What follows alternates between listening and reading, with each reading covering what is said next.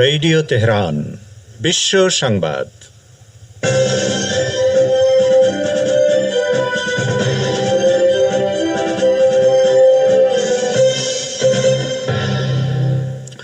সংবাদ শিরোনাম।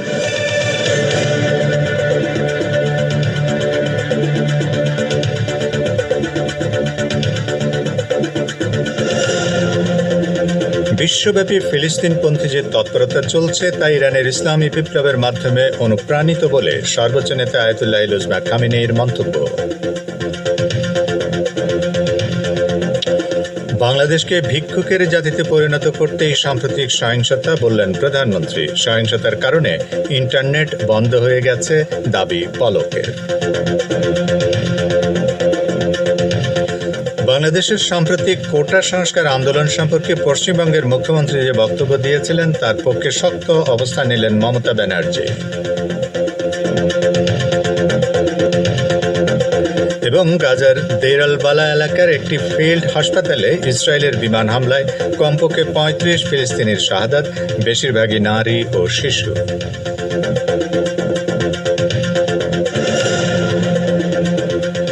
আসসালামু আলাইকুম শ্রোতা বন্ধুরা, গুরুত্বপূর্ণ সংবাদ শিরোনাম শুনলেন এতক্ষণ। এবারে বিস্তারিত বিশ্ব সংবাদে আপনাদের আমন্ত্রণ জানাচ্ছি আমি নাসির মাহমুদ। ইসলামী প্রজাতন্ত্র ইরানের সর্বোচ্চ নেতা আয়াতুল্লাহ লুজমা খামেনেই বলেছেন, বিশ্বব্যাপী ফিলিস্তিনপন্থী যে তৎপরতা চলছে তা ইরানের ইসলামী বিপ্লবের মাধ্যমে অনুপ্রাণিত। ফিলিস্তিনিদের পক্ষে চলমান তৎপরতার ভূয়সী প্রশংসা করেন সর্বোচ্চ নেতা। তেহরান প্রদেশে ইরানের ১২,০০০ শহীদের স্মরণে আয়োজিত এক সমাবেশে সর্বোচ্চ নেতা একথা বলেন। সর্বোচ্চ নেতা ৮ বছরের পবিত্র প্রতিরোধ যুদ্ধে ইরানি যোদ্ধাদের বীরত্বপূর্ণ ভূমিকার ব্যাপক প্রশংসা করে বলেন, তারা পবিত্র প্রতিরক্ষার সময় ইসলামী প্রজাতন্ত্রের ভেতরে ও বাইরে প্রতিরোধ এবং সহনশীলতার বার্তা পৌঁছে দিয়েছিল। আয়াতুল্লাহ খামেনেই বলেন, আজকে সারা বিশ্বে ফিলিস্তিনের পক্ষে যে স্লোগান এবং অবস্থান দেখা যাচ্ছে, এই একই স্লোগান ও অবস্থান ছিল মরহুম ইমাম খোমেনির মধ্যে। তার সেই স্লোগান এবং অবস্থান ধারণ করেছিল ইরানের জনগণ। ইরানের সেনাবাহিনী ইসলামী প্রজাতন্ত্র রক্ষায় নিজের প্রতিশ্রুতি পুনর্ব্যক্ত করে হুঁশিয়ারি উচ্চারণ করে বলেছে, ইরানের কসম খাওয়ার শত্রুরা যেন জেনে রাখে তাদেরকে ইরানের কোনো ক্ষতি করার অনুমতি দেওয়া হবে না। ইরানের ইসলামী শাসন ব্যবস্থা বিরোধী সন্ত্রাসী গোষ্ঠী MKOর ইরান বিরোধী এক অভিযানের ৩৬তম বার্ষিকী উপলক্ষে শুক্রবার এক বিবৃতিতে সেনাবাহিনী ওই হুঁশিয়ারি উচ্চারণ করে। বিবৃতিতে আরও বলা হয়েছে, সেদিন MKOর বিরুদ্ধে অভিযান চালাতে ব্যর্থ হলে তারা ইরান দখল করে নিতে পারত। বিবৃতিতে বলা হয়, MKO সন্ত্রাসীরা ভেবেছিল ১৯৮০ সাল থেকে ইরাকের চাপিয়ে দেওয়া ৮ বছরের যুদ্ধের কারণে ইরান দুর্বল হয়ে গেছে। এই অবস্থায় ইরানে ঢুকে পড়তে পারলেই দেশটি দখল করে নেওয়া যাবে। কিন্তু সন্ত্রাসী গোষ্ঠীকে সেদিন এমন শিক্ষা দেওয়া হয় যে এটি আর কখনো এমন বেপরোয়া হামলা চালানোর কথা কল্পনাও করেনি। গাজা উপত্যকার অসহায় ফিলিস্তিনি জনগণের বিরুদ্ধে ইসরায়েলের বর্বরোচিত গণহত্যার বিরুদ্ধে প্রতিবাদ জানাতে ইয়েমেনের লাখ লাখ মানুষ গতকালও দেশটির রাজপথে নেমে এসেছে। ২০২৩ সালের ৭ অক্টোবরের পর থেকে প্রতি শুক্রবার ইসরায়েল বিরোধী বিক্ষোভ করে আসছেন ইয়েমেনের বিপ্লবী জনতা। রাজধানী সানায় গতকালের বিক্ষোভে অন্তত ২০ লাখ লোক সমবেত হয়েছিলেন এবং তারা ইসরায়েলের বিরুদ্ধে আরও বড় ধরনের প্রতিশোধমূলক হামলা চালানোর জন্য ইয়েমেনের সেনাবাহিনীর প্রতি আহ্বান জানান। টানা ৪০তম সপ্তাহের মতো অনুষ্ঠিত এই বিক্ষোভে লাখ লাখ মানুষ ইয়েমেনের পাশাপাশি ফিলিস্তিনি পতাকা বহন করেন এবং তারা ইসরায়েল ও আমেরিকার বিরুদ্ধে স্লোগান দেন। বিক্ষোভকারীরা বলেন, ইয়েমেনের সশস্ত্র বাহিনী ইসরায়েল বিরোধী যে অভিযান চালাচ্ছে তার প্রতি তাদের পূর্ণ সমর্থন রয়েছে এবং এই হামলা যেন জোরদার করা হয়। আপনারা বিশ্ব সংবাদ শুনছেন রেডিও তেহরান থেকে। বাংলাদেশ, ভারত ও মধ্যপ্রাচ্যের শর্টওয়েভ ২৫ মিটার ব্যান্ডে আর বিশ্বজুড়ে ইন্টারনেট ও স্যাটেলাইটে। বাংলাদেশের প্রধানমন্ত্রী শেখ হাসিনা বলেছেন, দেশের অর্থনীতিকে পঙ্গু করে দিয়ে আগের মতো ভিক্ষুকের জাতিতে পরিণত করতেই এমন সহিংসতা চালানো হয়েছে। আজ সকালে পঙ্গু হাসপাতালে কোটা সংস্কার আন্দোলন ঘিরে সহিংসতায় আহতদের দেখতে গিয়ে তিনি কথা বলেন। প্রধানমন্ত্রী বলেন, আন্দোলনের নামে এতগুলো পরিবারের ক্ষতি হলো, এর দায়িত্ব কার? এর বিচার দেশবাসীর কাছে চাই। এ সময় সরকার আহতদের চিকিৎসার সব ধরনের ব্যবস্থা করবে বলেও জানান শেখ হাসিনা। পঙ্গু হাসপাতালে চিকিৎসাধীন আহতদের খোঁজখবর নেন প্রধানমন্ত্রী। তিনি আহতদের সুচিকিৎসার জন্য হাসপাতাল কর্তৃপক্ষকে প্রয়োজনীয় নির্দেশনা দেন। এর আগে কোটা সংস্কার আন্দোলনে সংঘর্ষে আহতদের দেখতে শুক্রবার ঢাকা মেডিকেল কলেজ হাসপাতালে গিয়েছিলেন প্রধানমন্ত্রী শেখ হাসিনা। বাংলাদেশের ডাক, টেলিযোগাযোগ ও তথ্য প্রযুক্তি প্রতিমন্ত্রী জুনায়েদ আহমেদ পলক বলেছেন, সরকার দেশে ইন্টারনেট বন্ধ করেনি, ইন্টারনেট বন্ধ হয়ে গেছে। আজ প্রধানমন্ত্রীর আইসিটি উপদেষ্টা সজীব ওয়াজেদ জয়ের ৫৩তম জন্মদিন উপলক্ষে এক অনুষ্ঠানে একথা বলেন প্রতিমন্ত্রী। সরকারি চাকরিতে কোটা সংস্কারের দাবিতে আন্দোলনকে ঘিরে শুরু হওয়া সংঘর্ষের মধ্যে গত ১৮ জুলাই রাত ৮:৩০টার পর থেকে দেশে ব্রডব্যান্ড ইন্টারনেটের সংযোগ বন্ধ হয়ে যায়। ওই দিন প্রতিমন্ত্রী বলেছিলেন, শিক্ষার্থীদের আন্দোলনকে ঘিরে সামাজিক যোগাযোগ মাধ্যমে স্বার্থান্বেষী মহলের নানা গুজব আর অস্থিতিশীল পরিস্থিতির জন্য সাময়িকভাবে মোবাইল ইন্টারনেট বন্ধ করা হয়েছে। এর জন্য পূর্বে কোনো ঘোষণা দেওয়া হয়নি। পরিস্থিতি বুঝে এই সিদ্ধান্ত নেওয়া হয়েছে। পরিস্থিতি স্বাভাবিক হলে দ্রুত সংযোগ দেওয়া হবে বলেও জানিয়েছিলেন তিনি। বাংলাদেশের কোটা সংস্কার আন্দোলন ইস্যুতে মন্তব্য করে ভারতের কেন্দ্রীয় সরকারের তোপের মুখে পড়েছেন পশ্চিমবঙ্গের মুখ্যমন্ত্রী মমতা বন্দ্যোপাধ্যায়। তবে পাল্টা জবাবে তিনি বলেন, অন্যদের চেয়ে তিনি পররাষ্ট্রনীতি বেশি বোঝেন।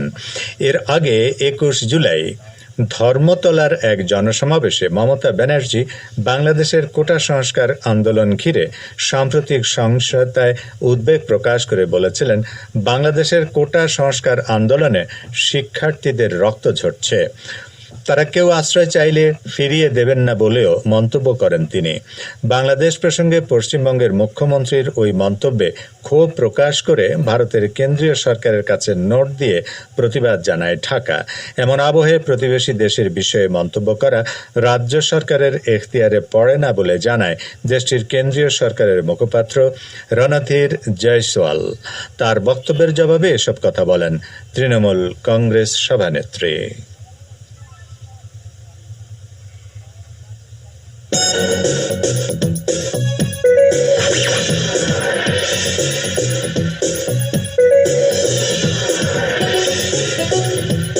রেডিও তেহরান, খবরের সঙ্গে ২৪ ঘন্টা। ভিজিট করুন আমাদের ওয়েবসাইট parstoday.ir/pm।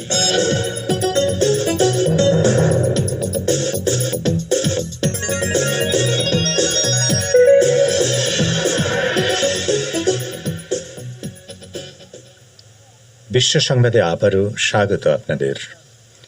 গাজার দেইরালবালা এলাকার সৈয়দা খাদিজা স্কুলে অবস্থিত ফিল্ড হাসপাতালে ইহুদিবাদী ইসরায়েলের বিমান হামলায় কমপক্ষে ৩৫ ফিলিস্তিনি শহীদ এবং শতাধিক ব্যক্তি আহত হয়েছেন। গাজার সরকারি মিডিয়া অফিস জানিয়েছে, দেইরালবালা এলাকায় খাদিজা স্কুলে ৪,০০০-এরও বেশি বাস্তুচ্যুত ফিলিস্তিনি আশ্রয় নিয়েছিলেন। সেই স্কুল মাঠে স্থাপিত আল আকসা শহীদ ফিল্ড হাসপাতালে আজ বিকেলে ইসরায়েলি যুদ্ধবিমান থেকে ৩টি ক্ষেপণাস্ত্র ছোড়া হয়। এতে কমপক্ষে ৩৫ জন নিরীহ নাগরিক শহীদ হন। তাদের মধ্যে ১৫ জনই শিশু এবং ৮ জন নারী।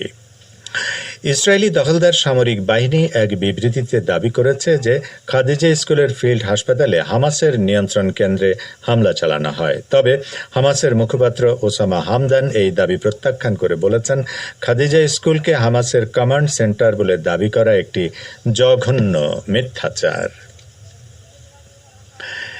ইহুদিবাদী ইসরায়েলের কারাগারে ফিলিস্তিনের ইসলামী প্রতিরোধ আন্দোলন হামাসের নেতা মোস্তফা মোহাম্মদ আবু আরার মৃত্যুর ঘটনায় প্রতিবাদ ও ক্ষুব্ধ প্রতিক্রিয়া ব্যক্ত করে হামাস বলেছে, ইহুদিবাদীদের কারাগারে হামাসের এই নেতার মৃত্যু হত্যাকাণ্ডের সমতুল্য।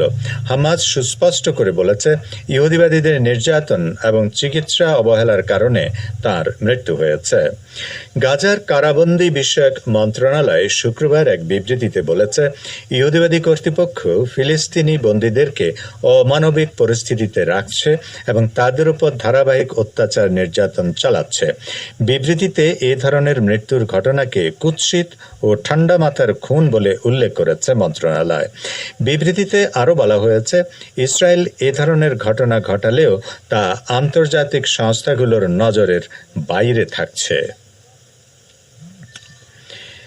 ইসরায়েলের যুদ্ধবাজ প্রধানমন্ত্রী বেনিয়ামিন নেতানিয়াহুর বিরুদ্ধে আন্তর্জাতিক অপরাধ আদালত বা আইসিসির সম্ভাব্য গ্রেপ্তারি পরোয়ানা জারির বিষয়টিকে চ্যালেঞ্জ করার পরিকল্পনা থেকে সরে আসার সিদ্ধান্ত নিয়েছে ব্রিটেনের নতুন সরকার। গতকাল শুক্রবার 10 নং ডাউনিং স্ট্রিট এই ঘোষণা দিয়েছে। সাবেক ব্রিটিশ প্রধানমন্ত্রী ঋষি সুনাকের সরকার আইসিসিকে বলেছিল যে তারা নেতানিয়াহুর বিরুদ্ধে গ্রেপ্তারি পরোয়ানা জারি করার বিষয়ে আদালতের এখতিয়ার সংক্রান্ত একটি প্রশ্ন জমা দিতে চায়। ফিলিস্তিনের অবরুদ্ধ গাজা উপত্যকায় যুদ্ধাপরাধ সংগঠনের দায়ে প্রধানমন্ত্রী নেতানিয়াহু এবং যুদ্ধমন্ত্রী ইউভ গ্যালান্টের বিরুদ্ধে গ্রেপ্তারি পরোয়ানা জারি করার জন্য আইসিসির প্রধান কৌঁসুলি করিম খান গত মে মাসে আদালতের প্রতি অনুরোধ জানিয়েছিলেন। যদি আদালত এই গ্রেপ্তারি পরোয়ানা জারি করে, তাহলে 124টি সদস্য রাষ্ট্র নেতানিয়াহু কিংবা অন্যদের গ্রেপ্তার করতে আইনগতভাবে বাধ্য। মার্কিন নেতৃত্বাধীন নেটো সামরিক জোট ইউক্রেন সংঘাত থেকে ফায়দা তুলছে। নিয়মিত সংবাদ ব্রিফিংয়ে এ কথা বলেছেন চীনা প্রতিরক্ষা মন্ত্রণালয়ের মুখপাত্র ঝ্যাং জিয়াওগ্যাং। চলতি মাসের শুরুতে ওয়াশিংটনে নেটো জোটের শীর্ষ সম্মেলনে গৃহীত ঘোষণার বিষয়ে ঝ্যাংকে মন্তব্য করতে বলা হলে তিনি বলেন, নেটো যে ঘোষণা প্রকাশ করেছে তা মিথ্যা ও পক্ষপাতপূর্ণ। নেটো ঘোষণাপত্রে বেইজিংকে ইউক্রেনের বিরুদ্ধে রাশিয়ার যুদ্ধের একটি চূড়ান্ত সমর্থনকারী পক্ষ হিসেবে চিহ্নিত করা হয়েছে। এ প্রসঙ্গে ঝ্যাং বলেন, মার্কিন নেতৃত্বাধীন নেটো মিত্ররা আগুনে ঘি ঢালছে এবং যুদ্ধ থেকে লাভবান হচ্ছে। চীনের উপর দোষ চাপানোর পরিবর্তে নেটোকে নিজের বিষয়ে চিন্তাভাবনা করা দরকার। ঝ্যাং পশ্চিমা সামরিক জোটের বিরুদ্ধে বিশ্বজুড়ে সংঘাত উস্কে দেওয়ার অভিযোগ করেন। রাশিয়ার প্রেসিডেন্ট ভ্লাদিমির পুতিনের প্রেস সচিব দিমিত্রি পেসকভ বলেছেন, রুশ ইতিহাসের ক্ষেত্রে ডোনাল্ড ট্রাম্প খোলা মনের হতে পারেন, তবে তিনি মস্কোর বিরুদ্ধে নিষেধাজ্ঞার দৌড় শুরু করেছিলেন। চলতি সপ্তাহের শুরুর দিকে মার্কিন টেলিভিশন চ্যানেল ফক্স নিউজে এক সাক্ষাৎকার অনুষ্ঠানে ট্রাম্প বলেছেন, রাশিয়া নেপোলিয়ন এবং হিটলার দুজনকেই পরাজিত করেছে, ফলে পুনর্নির্বাচিত হলে ইউক্রেন সংঘাত বন্ধ করা তার জন্য অগ্রাধিকার হবে। এদিকে ট্রাম্প আমলের মার্কিন পররাষ্ট্রমন্ত্রী মাইক পম্পেও ওয়াল স্ট্রিট জার্নালকে একটি শান্তি পরিকল্পনার রূপরেখা দিয়েছেন, যা রিপাবলিকান প্রার্থী ট্রাম্পের প্রকৃত অবস্থানের সাথে ভিন্ন বলে মনে হচ্ছে। ওই পরিকল্পনা মূলত ট্রাম্প নিজেই প্রণয়ন করেছেন। শ্রোতা বন্ধুরা, আমাদের নিউজ ডেস্কে এই ছিল এখনকার মতো সর্বশেষ বিশ্ব সংবাদ। সঙ্গে থাকার জন্য আপনাদের অনেক অনেক ধন্যবাদ।